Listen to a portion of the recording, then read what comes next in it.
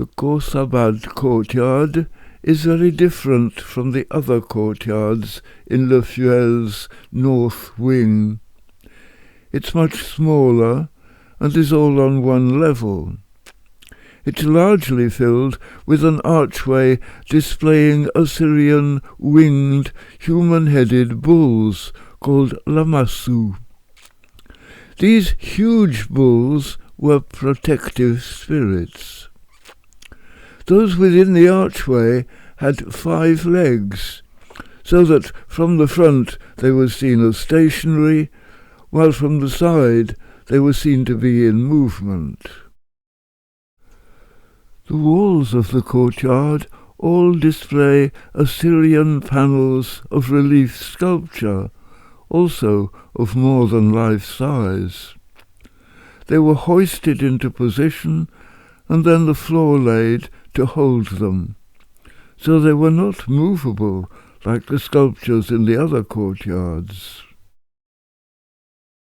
The purpose of the courtyard is made clear by its name. It is intended for the exhibition of sculptures from the palace of Khorsabad. Khorsabad, formerly Dur Sharukin, the fortress of Sargon, was about 15 kilometers northeast of Mosul in modern Iraq. It was the capital city of King Sargon II of Assyria, who reigned in the 8th century BC. Sargon is the biblical form of Sharuken. He is probably the king portrayed by the heads of the winged bulls.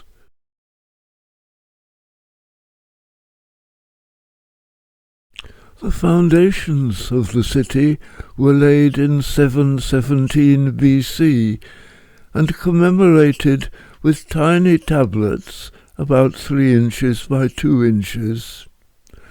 Those of gold, silver, bronze and stone are the only ones which have survived. On them Sargon celebrates his building of the city and curses whoever destroys his work. This is a translation of the gold tablet, as it was published with a preface dated 1887. Palace of Sargon, the mandatory of Bel, the lieutenant of Assur, the great king, the mighty king, king of the world, king of Assyria, who reigned from the 2 beginnings unto the 2 ends of the 4 celestial points. He appointed satraps over the lands. In those days I built after my pleasure a town near Nineveh, in the country which borders the mountains. I gave it the name of Dur Sarkin.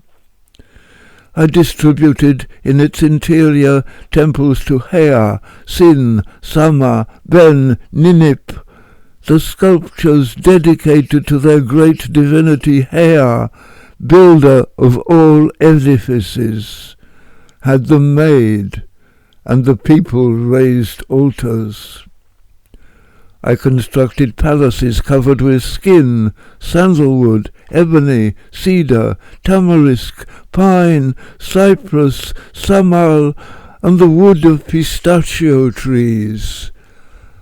I made a spiral staircase in the interior of the doors, and I placed at the upper part joists of pine and cypress. On tablets of gold, silver, copper, lead, tin, marble, and alabaster, I wrote the glory of my name, and I put them into the foundation. Whoever alters the works of my hand, whoever plunders my treasures, may Assur, the great Lord, exterminate in this country his name and his race. Sargon's palace was situated on a terrace that straddled the city walls. It was inaugurated in 706 BC. Sargon was killed in battle in 705, and his body never found.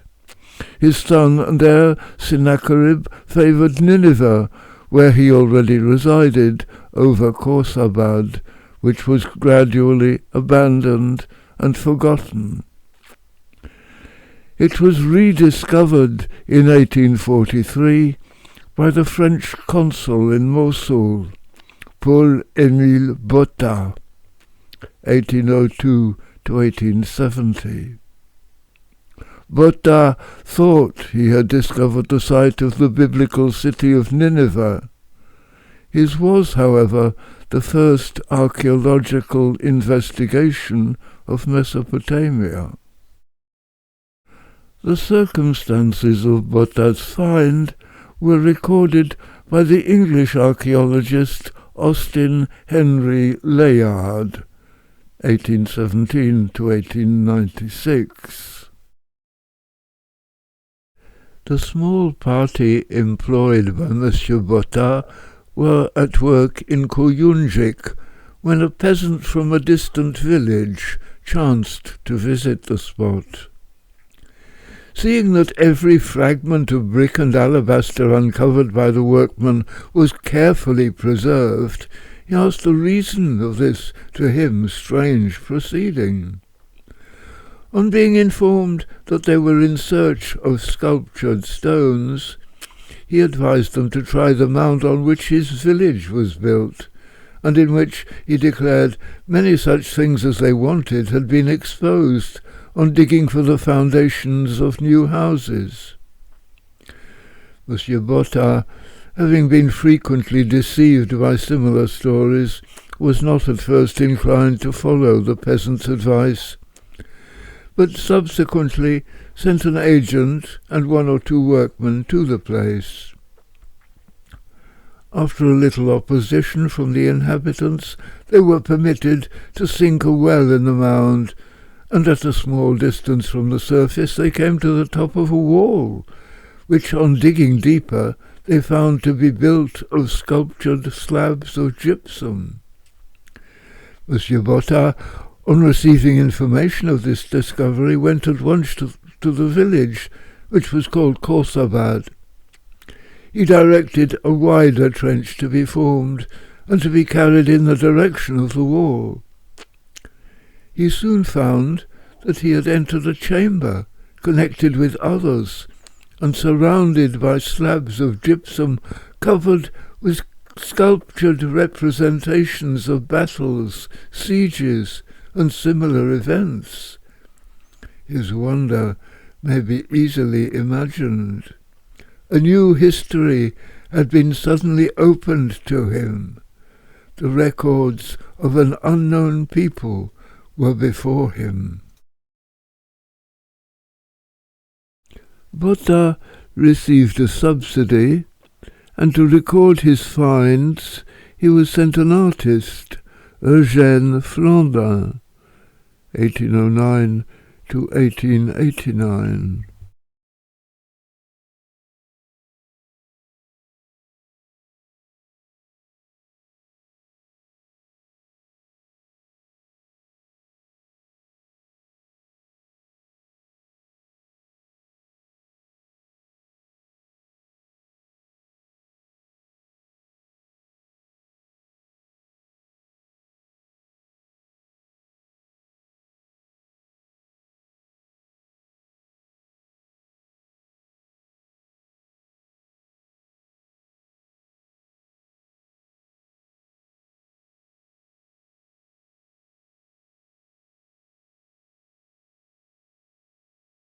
Not all Flandin's drawings were depictions of reality.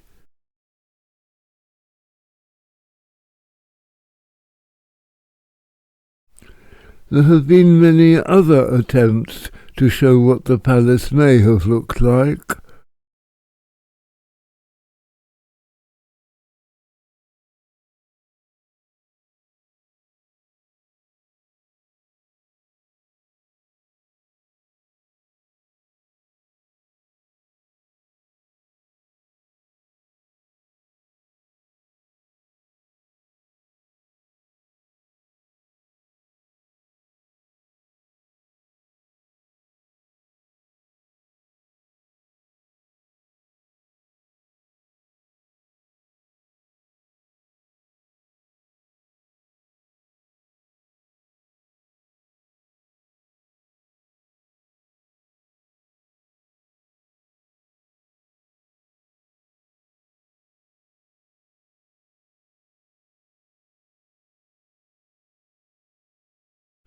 Some artifacts from Khorsabad were rafted to Basra and then shipped to Paris, where they arrived in 1847.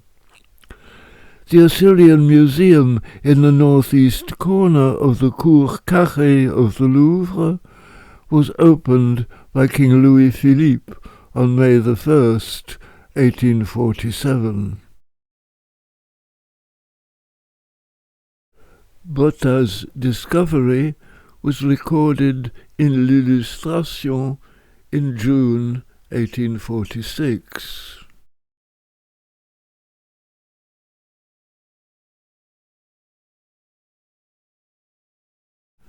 The display in the Louvre of some of his finds featured in l'Illustration in May 1847.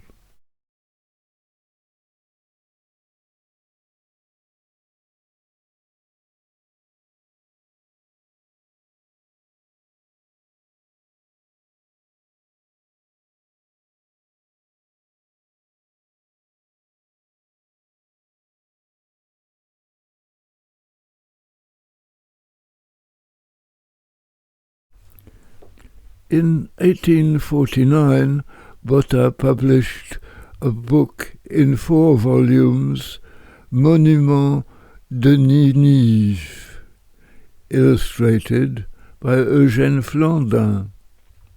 Some illustrations were depictions of sculptures which had not arrived in Paris.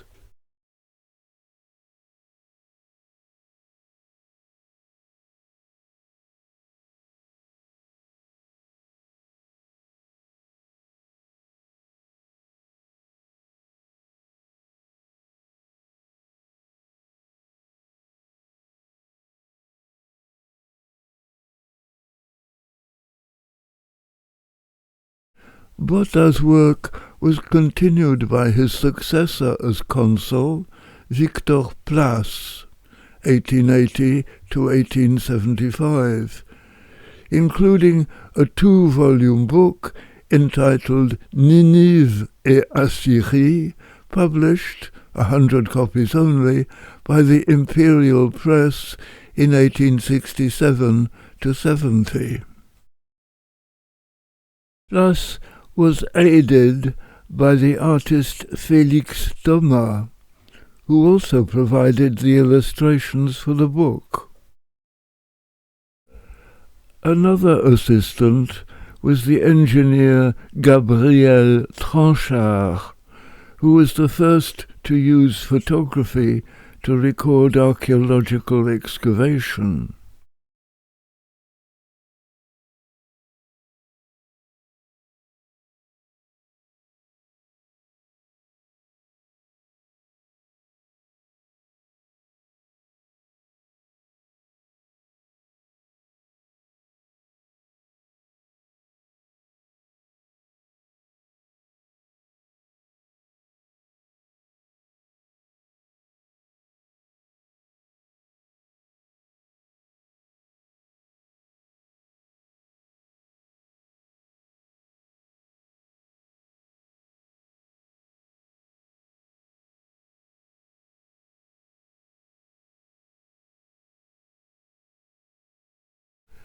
Place preferred not to saw the bulls and other bas-reliefs into lighter sections, as Botta had done.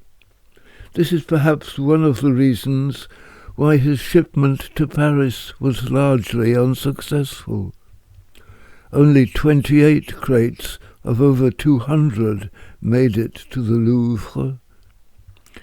His additions did, however, make it necessary to extend the Assyrian Museum into the north of the Louvre colonnade.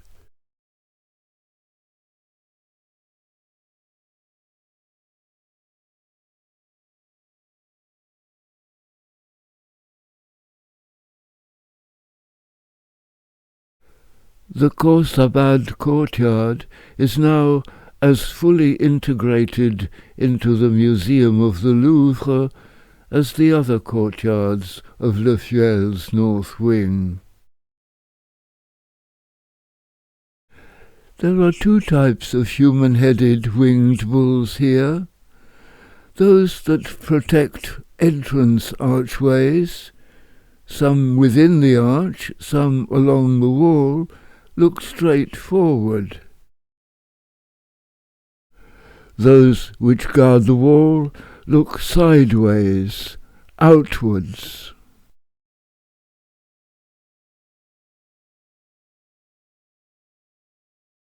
Most of the bas-reliefs displayed here depict single figures, but there are also groups of 2, 3, or 4.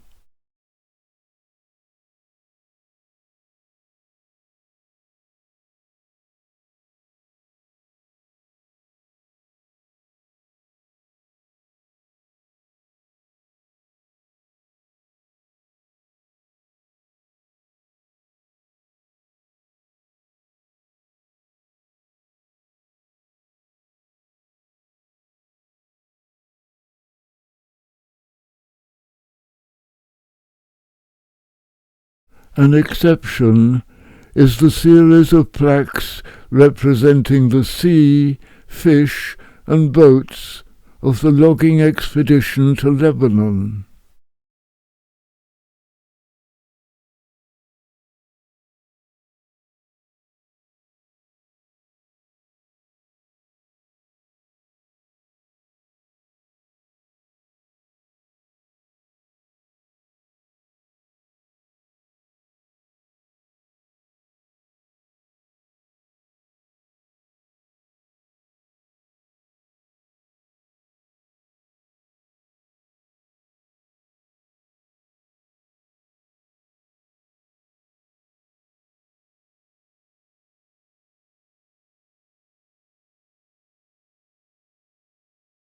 The walls of the courtyard are wholly decorated with sculpted bulls and plaques, as was the palace of Sargon II.